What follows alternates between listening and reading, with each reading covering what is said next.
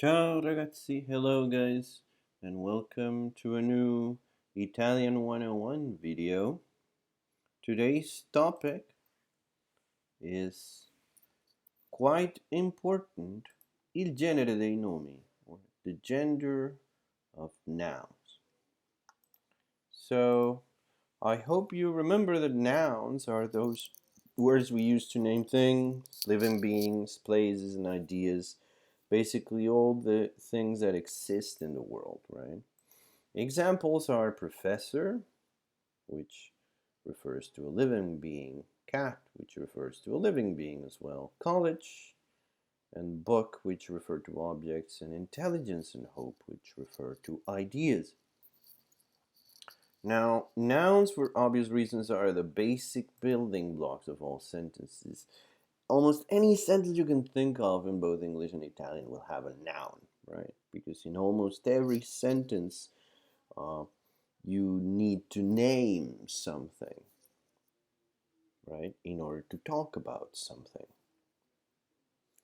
Now, there is one key difference between English and Italian regarding nouns, and that is that all Italian nouns have gender. What do I mean by that? You probably know gender as basically this concept of being either male or female, right? Now, obviously, in the real world, the only things that have gender are living beings, right? Either humans or animals, right? But the words that we use to talk about the world and the world itself are not the same, right? So in English, nouns typically do not have a gender. You say professor in English, and it's not clear whether you're referring to a female or a male, right? You're just referring to a professor. Same thing with cat, right? These beings have gender in the real world, but the word that refers to them does not have a gender, right? And of course, book, college, or hope just, they don't have gender. They don't have gender in the real world, and the word that refers to them does not have a gender, right? Notice that this is not the case with all English nouns. There are some nouns that do have a gender. Boy, for example. Boy refers to a living being who is young and male, right?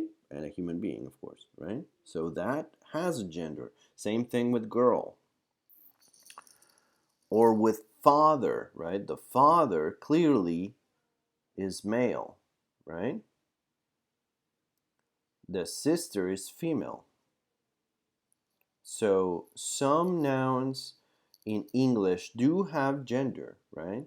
It is part of what the word means. But not all of them. The vast majority of nouns in English do not have a gender. In Italian, this is not the case. In Italian, all nouns have gender. Not only those that refer to things that do have a gender in real life. Even nouns that refer to objects or to ideas have a gender. For example, libro. We know that libro means book, but it is also masculine, okay? The noun libro has a masculine gender. Università, that means university or college, that is feminine. Speranza is hope, and that is feminine as well.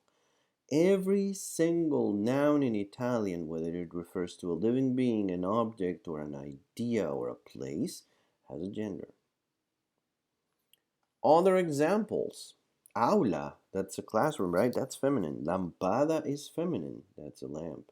Dizionario, that's masculine. Studente is masculine. Studentessa is feminine. Okay? All Italian nouns have gender. Now, typically you cannot tell the gender of an Italian word just by looking at it, so that is why I am asking you to memorize the gender of words as you learn them, right?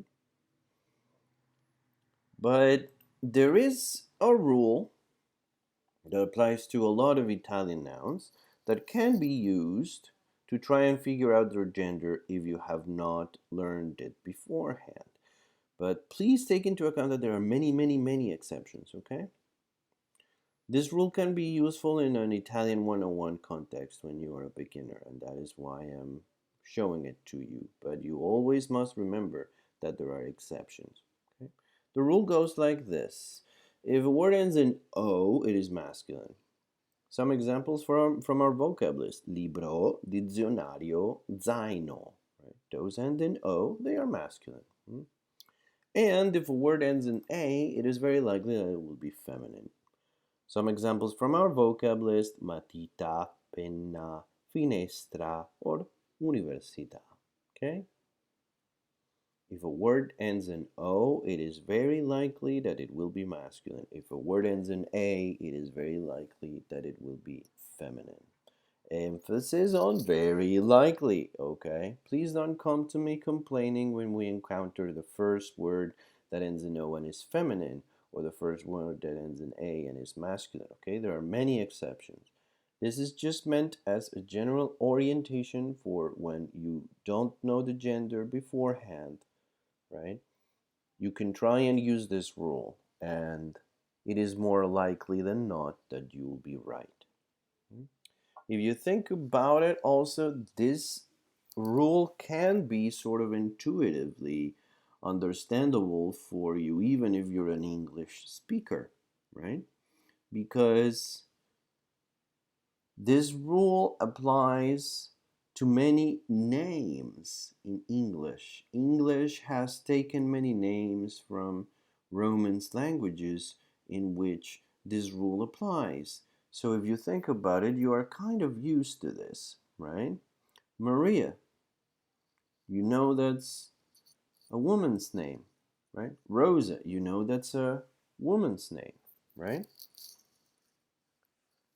So you know that that A at the end tends to mean that it's a female, right? Same thing with the O for masculine, right? Roberto, right? Alberto, right? Um, there are many names that come from Spanish or Italian that have been adopted into English, right? And you know that that O tends to mean that it's a masculine name, right?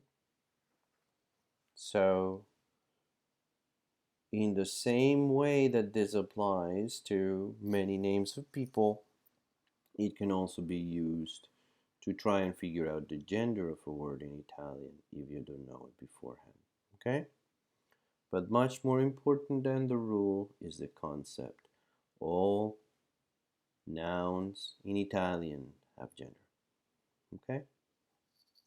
Grazie ragazzi, a dopo.